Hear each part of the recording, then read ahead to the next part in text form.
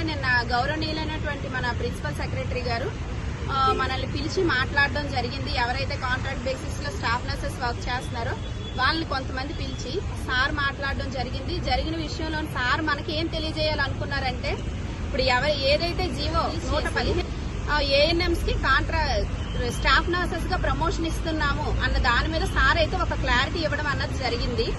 Sir ఏం చెప్పారంటే, మీకు ఇస్తున్నటువంటి 115 జీవోలోని ఎక్కడా కూడా వాళ్ళని పర్మనెంట్ గా స్టాఫ్ నర్స్ పోస్టుల్లో వాళ్ళకి ఇస్తామని మేము ఎక్కడా మెన్షన్ చేయలేదు.